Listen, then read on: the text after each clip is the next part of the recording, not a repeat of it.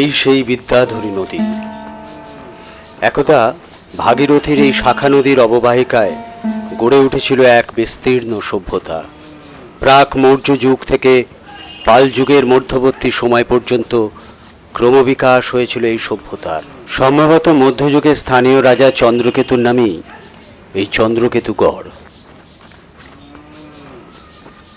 কলকাতা থেকে প্রায় 25 মাইল উত্তর পূর্বে উত্তর 24 পরগনার দেগঙ্গা থানার অন্তর্গত এই প্রত্নস্থলটি বেড়াচাঁপা, হাড়োয়া, সিঙেরাটি, হাদিপুর, ঝিগড়া, শানপুকুর প্রভৃতি গ্রাম নিয়ে গঠিত এই চন্দ্রকেতুগড়। 1906 সালে 84 গ্রামের বিশিষ্ট সমাজসেবী এবং ডাক্তার তারকনাথ ঘোষ মহাশয়ের আন্তরিক উদ্যোগেই এই প্রত্নস্থলটি তৎকালীন ব্রিটিশ সরকারের দৃষ্টি আকর্ষণ করতে সফল হন। তারই ফলস্বরূপ 1907 সালে অনুসন্ধানের জন্য আসেন পুরাতত্ত্ব বিভাগের সুপারিনটেন্ডেন্ট A.H. লংহার্স্ট। 1909 সালে আসেন প্রখ্যাত ঐতিহাসিক রাখাল দাস বন্দ্যোপাধ্যায় এবং প্রত্নতাত্ত্বিক পরেশচন্দ্র দাশগুপ্ত। বিংশ শতাব্দীর শুরু থেকেই বিভিন্ন যুগের প্রত্নবস্তু সন্ধান পাওয়া যেতে থাকে এবং তারই জন্য 1920 সালে খনন না করেই ব্রিটিশ সরকার এই স্থানটিকে সংরক্ষিত বলে ঘোষিত করে। আমরা এখন উপস্থিত হয়েছি উত্তর 24 পরগনার বেড়াচাঁপা অঞ্চলের চন্দ্রকেতুগড়ে। রাজা চন্দ্রকেতু, আমাদের এখানে বিভিন্ন জায়গায় জনশ্রুতি আছে কাহিনীতে যে রাজা চন্দ্রকেতু এখানে প্রায় 600 বছর ধরে রাজত্ব করেছিলেন। 600 বছর আগে অবধি রাজত্বের সন্ধান পাওয়া গেছে। ঠিক সেই সময় তার আমলে আরব দেশ থেকে 22 জন ইসলাম ধর্ম প্রচারক এই অঞ্চলে এসে ইসলাম ধর্ম প্রচার করার জন্য এসেছিলেন। তার মধ্যে অন্যতম ছিলেন সৈয়দ আব্বাস আলী গাজী। এই আব্বাস আলী গাজী পরবর্তীকালে আমাদের এই চন্দ্রকেতুগড়ের কাছে পীর গোড়াচাঁদ হিসেবে খ্যাত হন। আর এই পীর গোড়াচাঁদ চেয়েছিলেন রাজা ইসলাম ধর্ম গ্রহণ করুক। রাজা এবং রানী ইসলাম ধর্ম গ্রহণ করতে রাজি হলেন না। যুদ্ধ অনিবার্য হয়ে উঠল। পীর গোড়াচাঁদ এবং রাজা চন্দ্রকেতুর মধ্যে যুদ্ধ হলো। রাজা চন্দ্রকেতু চললেন যুদ্ধে। সঙ্গে নিয়ে গেলেন দুটি পায়রা, একটি কালো, একটি সাদা।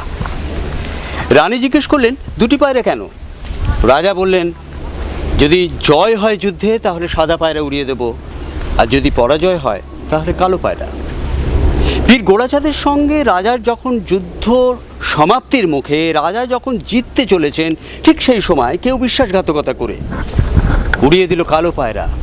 সেই কালো পায়রা যখন রাজমহিষীর কাছে এসে খবর দিল, রাজমহিষী দুঃখে অপমানে প্রাণ ত্যাগ করলেন। আমরা ঠিক যে জায়গা থেকে রাজা যুদ্ধে গিয়েছিলেন সেই সিংহের দ্বার, এই হচ্ছে সিংহের দ্বার। এইখানে একটা সিংহের আঁটি বলে জায়গা আছে, যে সিংহের আঁটি এইটার ওপরে নামকরণ হয়েছে, যে সিংহদ্বার ছিল বলে এই অঞ্চলের নাম সিংহের আঁটি।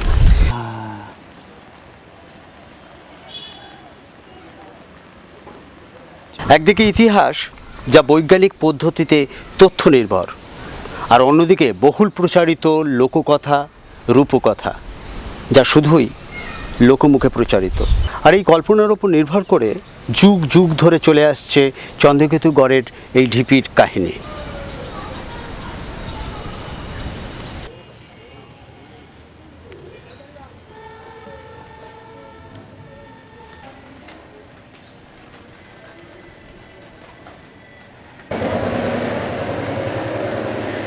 উনিশশো সালে জন্মেছিলেন M.A. জব্বার।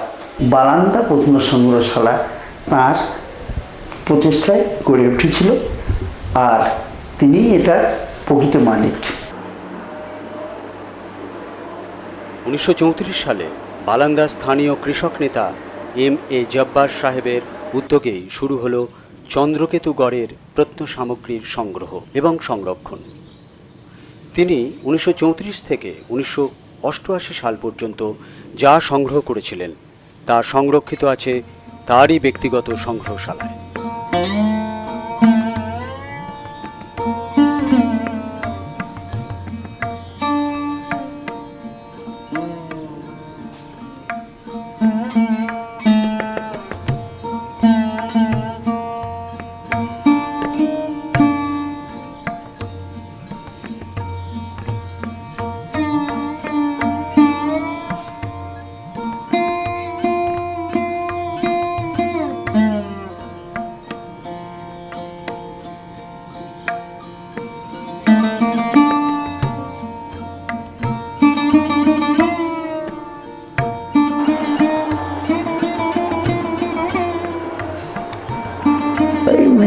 1925 সালের দিকে পাশেই বিদ্যাধরী নদী, এই বিদ্যাধরী নদীর পাড় ভাঙল। তো সেখানে একটা একটা ওই জ্বালা, বড় জ্বালার মধ্যে এখনকার দিনে মানুষ যেমন ব্যাংকে টাকা রাখে, তখনকার দিনে ওই কিছু ওই বাঁশের চোঙে এতে রাতে জ্বালায় টালায় সব টাকা রাখে। তো তখন টাকার চল হয়নি, তো তখন কড়ির চল ছিল, কড়ি। এখন জ্বালা একটা ভেঙে পড়লো, তখন রাশিকৃত কড়ি বেরিয়ে পড়লো তার থেকে, ওই পাড় ভাঙার সাথে সাথে। উনি জব্বার সাহেব ছুটে গেলেন। অন্যদের কাছে সেটা কানাকড়িরও দাম ছিল না, কানাকড়িরও দাম নেই তার, কিন্তু জব্বার সাহেব সেটা দক্ষের ধনের মতো আগলেছেন। সেগুলো নিয়ে সাফসুরত করে পরিষ্কার করে সেগুলো শুকিয়ে টুকে রোদে শুকিয়ে টুকে সেগুলো সংগ্রহে, তার প্রথম সংগ্রহের ঝুলি ভরা। তারপরে আস্তে আস্তে আস্তে আস্তে বিভিন্ন জিনিস পেয়েছেন, মানে আরও কৌতূহল হয়েছে এখানে কেন, এখানে কাছে লাল মসজিদ, এই লাল মসজিদের ইট, লাল ইট, মানে খোদাই করা ইট, বিভিন্ন ওই সমস্ত পাথরগুলো। তো এই এলাকাটা একটা বর্ধিষ্ণু জায়গা, একটা প্রাচীনতম জনপদ। এইখানে যে সমস্ত নিকটেই চন্দ্রকেতু গড়, এখানে পীর গোয়াচাঁদের মাজার, কাছে লাল মসজিদ, পিলখানার মঠ, এই যে জিনিসগুলো রয়েছে, তো ওই কাজ করার সাথে সাথে ওনার একটা নেশা ধরে যায় যে এখানকার কি আছে, এই জায়গায় যে এইসব গড়ে উঠেছিল, তো এইগুলো তো জানতে হবে। তো উনি ওই কাজের ফাঁকে ফাঁকে এইসবগুলো সব সংগ্রহ করতেন। চন্দ্রকেতু গড়ে যেসব জিনিসগুলো পাওয়া গেছে, এই যে জিনিসগুলো পাওয়া গেল, এর মধ্যে সাধারণত সিমিলারিটিটা কোথায় আছে? গুপ্ত যুগের, শুঙ্গ যুগের, কুষাণ যুগের, অধিকাংশ গুপ্ত যুগের, গুপ্ত আমলের। তা আমাদের এই বেড়াচাপায় এখানে যেমন চন্দ্রকেতুর কথা আমরা শুনি, দেখেছি, তার গড় আছে, তার সেখানে পরীক্ষা আমরা হদিশ পেয়েছি, তেমনি হুগলির মহানাদেও এরকম চন্দ্রকেতু গড় আছে, সেখানেও হদিশ পাওয়া গেছে। সেখানেও যে সমস্ত এই পাত্রগুলো পাওয়া গেছে, যেগুলো যক্ষী মূর্তিগুলো, যক্ষিণী মূর্তিগুলো যেগুলো পাওয়া গেছে, আমাদের এখানে যা পাওয়া গেছে চন্দ্রকেতু গড়ে, সেখানেও পাওয়া গেছে।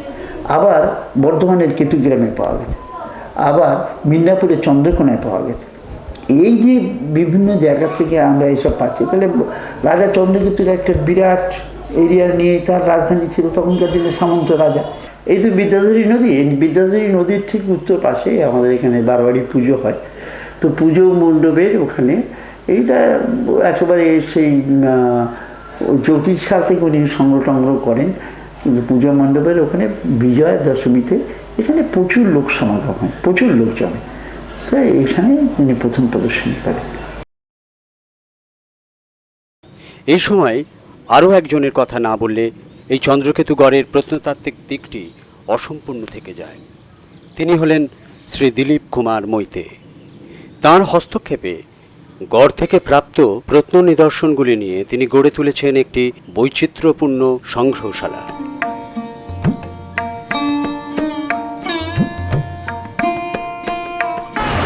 1955 সালে সংগ্রহশালা করি, আর 1952-53 সাল থেকে এখানে এগুলোকে রাখা হতো। সমস্ত সংগ্রহশালা এই সাধারণ মানুষ দেখানোর জন্যে এক জায়গায় জমা করে এক জায়গায় রাখা হয়েছিল। তারপর 1955 সাল থেকে সংগ্রহশালা তৈরি করি। যদি গ্রামের কোনো মানুষ পুকুর কাটে, তাহলে পুকুর কাটতে গিয়ে পাওয়া যেত অনেক নিদর্শন। তারপরে এখানকার পুকুরের গায়ে সমস্ত মাটি বৃষ্টিতে এগুলো সরে যায় এবং সেখান থেকে উঁকি মারে এই সমস্ত নিদর্শনগুলো।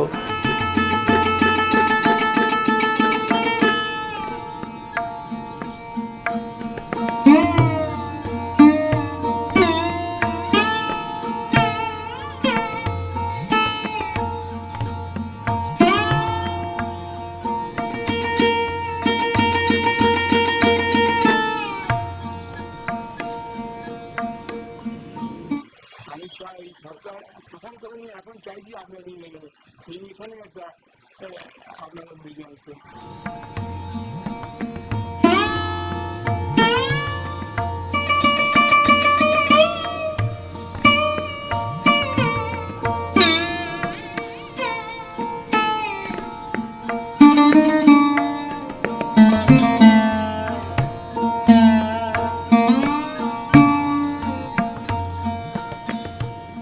আমরা এখন এসে পৌঁছেছি চন্দ্রকেতুগড় শহীদুল্লাহ স্মৃতি মহাবিদ্যালয়। চন্দ্রকেতুগড় থেকে পাওয়া বিভিন্ন প্রত্নতাত্ত্বিক নিদর্শনগুলি এদের নিজস্ব সংগ্রহশালায় রয়েছে। আসুন আমরা সেই সংগ্রহগুলি একবার দেখে নিই।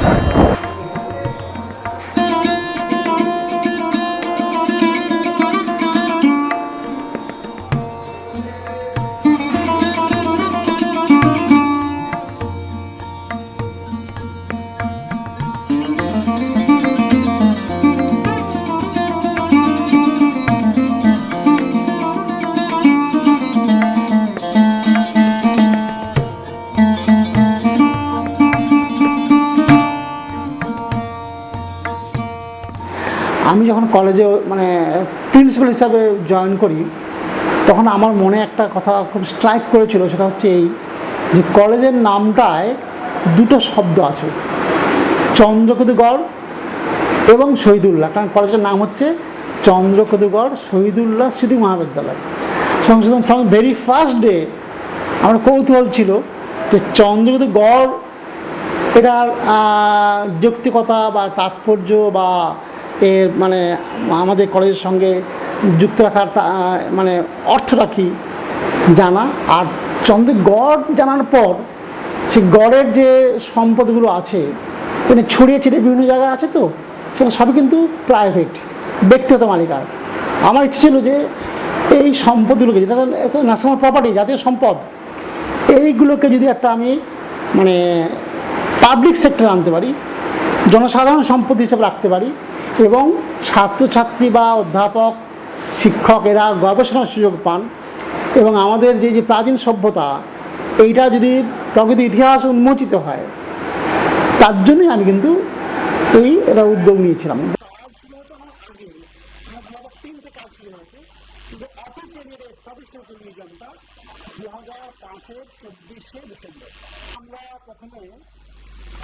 গ্রামে এখানকার যে গ্রামটা আছে সেটা হারিপুর, ছেলেরাটি, এই যে গ্রামগুলো আছে এই গ্রামগুলোতে ছাত্রদের নিয়ে যায়, নিয়ে গিয়ে যে সমস্ত জায়গাগুলো খোলা হয়েছে সেই খোলা জায়গা থেকে পড়ে থাকা কিছু অংশ, কিছু অংশ সংগ্রহ করি। তারপরে আমরা সন্ধান পাই যে বিভিন্ন বাড়িতে বাড়িতে এই ধরনের সংগ্রহগুলো, তার মধ্যে আমরা বড় সম্মান পাই আমাদের ডাক্তার কলেজের একজন অধ্যাপক আজিবর রহমান। আজিবরের বাড়িতে শুনি যে ওখানে প্রচুর ব্ল্যাক প্রপার্টি আছে, তার জন্য ও বাড়িতে যাই এবং বুঝিয়ে আমরা অনেক প্রপার্টি ব্ল্যাক, রেড, ব্রাউন এগুলো সংগ্রহ করে নেওয়া আছে। আর তারপর গ্রামে গ্রামে গিয়ে গ্রামের অনেক লোক আছেন যারা নিজেদের উৎসাহে আমাদের কথা শুনে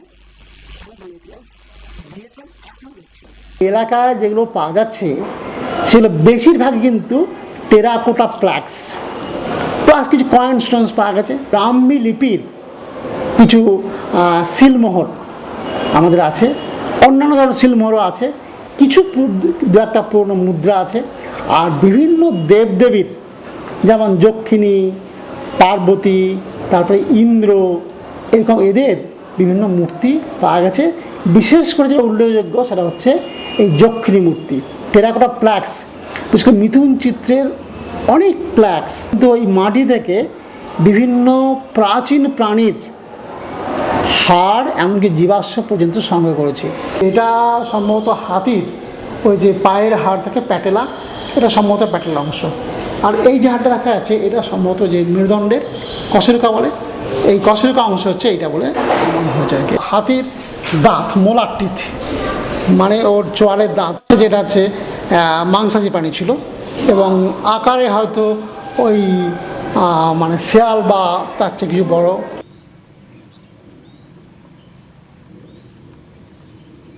মঙ্গলে উষা বুধে পা, যথা ইচ্ছা তথা যা, যদি বর্ষে মাঘের শেষ, ধন্য রাজার পূর্ণ দেশ। এমনই বচন স্রষ্টা বিখ্যাত জ্যোতির্বিদ খনা। অবন্তিপুরে রাজা চন্দ্রগুপ্ত বা বিক্রমাদিত্যের সভাপণ্ডিত ছিলেন ইতিহাস খ্যাত রাজ জ্যোতিষী বরাহ। তার পুত্র মিহির, মিহির বিবাহ করেছিলেন সিংহলের রাজকন্যা খনাকে। খনার পাণ্ডিত্যের জন্যেই শ্বশুর বরাহের রাজ অপমানের ভয়ে খনা ও মিহির গাঙ্গেয় উপত্যকায় সমুদ্রগুপ্তের করদ রাজা চন্দ্রকেতুর রাজ্যে চলে এসেছিলেন। এমনই প্রবাদ চলে আসছে যুগ যুগ ধরে। চন্দ্রকেতু গড় এলাকার সবথেকে উল্লেখযোগ্য স্থাপত্য নিদর্শনটি হচ্ছে এই খনা মিহিরের ঢিপি, যা কিনা বরাহ মিহিরের ঢিপি নামেও পরিচিত।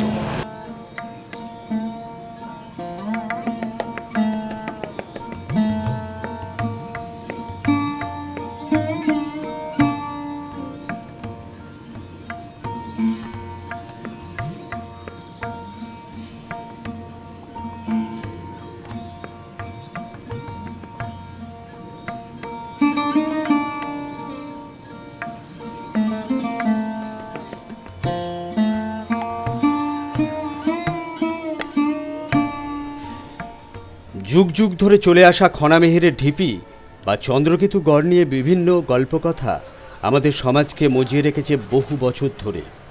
কিন্তু প্রত্নতাত্ত্বিকদের মতে 1956 সালে কুঞ্জগোবিন্দ গোস্বামী, যিনি আর্নেস্ট ম্যাকে, ইনি হরপ্পা এক্সকাভেশন করেছিলেন, তার কাছে ওনার ট্রেনিং নেওয়া ছিল। তিনি কলকাতা বিশ্ববিদ্যালয়ে সংস্কৃত বিভাগের অধ্যাপক ছিলেন। তারই তত্ত্বাবধানে 1956 থেকে 1964 সাল অবধি এখানে খনন কার্য হয়েছিল।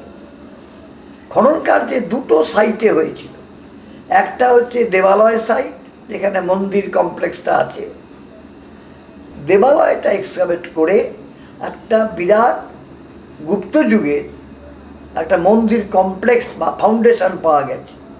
খনামিহিরের ঢিপি যেটা, সেইটাকেই আমরা মন্দির কমপ্লেক্স বা দেবালয় বলে বলা হয়। এর যে ফাউন্ডেশনটা আবিষ্কার হয়েছে, সুরকি দিয়ে গাঁথা, এবং একটা মন্দিরের ভিত্তিটা পাওয়া গেছে।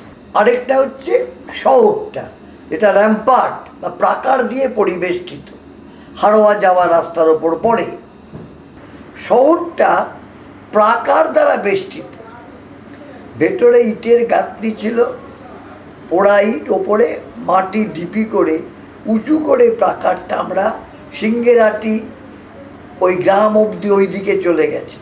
বহু জায়গায় ক্রমাগত চাষবাসের দ্বারা এই র্যাম্পার্ট ওয়াল বা প্রাকারটাকে দেখা যায় না, নষ্ট হয়ে গেছে। এখানে কিন্তু প্রাকারটাকে যদি এক্সকাভেশন করে দেখা যায়, প্রাকারের গঠন কোন সময়ে তৈরি হয়েছিল, শহরের সঙ্গে তার কি সম্পর্ক, এটা নির্ণয় করা যায়। ওখানে স্ট্র্যাটিগ্রাফিক বা স্তরবিন্যাস উৎখননের দ্বারা মোটামুটি 7টা পিরিয়ড, 7টা যুগের সন্ধান পাওয়া গেছে। প্রথমটা হচ্ছে প্রি মৌর্য, তারপরে হচ্ছে মৌর্য যুগ, তারপরে হচ্ছে শুঙ্গ, তারপরে কুষাণ, তারপরে গুপ্ত, গুপ্তর পরে পোস্টগুপ্ত বা গুপ্তোত্তর যুগ, এবং পালসেন এবং মুসলিম পিরিয়ড অবধি, প্রায় 12th সেঞ্চুরি অবধি সাইটটা ক্রমাগত অকুপেশন ছিল, মানে লোকের বসবাস ছিল। এছাড়া চন্দ্রকেতুগড়ের সবচেয়ে বৈশিষ্ট্য হচ্ছে দুটো। একটা হচ্ছে গুপ্ত যুগে যে আমরা মন্দির কমপ্লেক্সটা পেয়েছি, এটা একটা।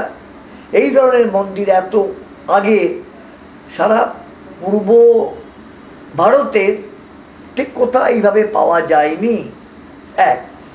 2 নম্বর হচ্ছে এখানে টেরাকোটা মৃৎশিল্পের একটা কেন্দ্রস্থল ছিল তৈরি। প্রচুর টেরাকোটা ফিগারিংস আমরা পেয়েছি, এবং এখানে শুধুমাত্র টেরাকোটা নয়, এমনকি আইভরির জিনিস পাওয়া গেছে, কাঠের জিনিস পাওয়া গেছে, কাঠে কাষ্ঠ নির্মিত, ব্রঞ্জের পাওয়া গেছে। এবং সবচেয়ে ইন্টারেস্টিং হচ্ছে এখানে একটা বিশেষ ধরনের মৃৎপাত্র, যাকে আমরা বলি নর্দার্ন ব্ল্যাক পলিস্টোয়ার, কালো চিক্কন মৃৎপাত্র, এটা মৌর্য যুগের পটারি এখানে পাওয়া গেছে। পশ্চিমবঙ্গ রাজ্য প্রত্ন সংগ্রহশালা সরকারিভাবে উৎখননের পর চন্দ্রকেতু গড় থেকে যে সমস্ত প্রত্ন নিদর্শনগুলি সংগৃহীত হয়েছে, সেগুলি সংরক্ষিত আছে এই সংগ্রহশালাতেই।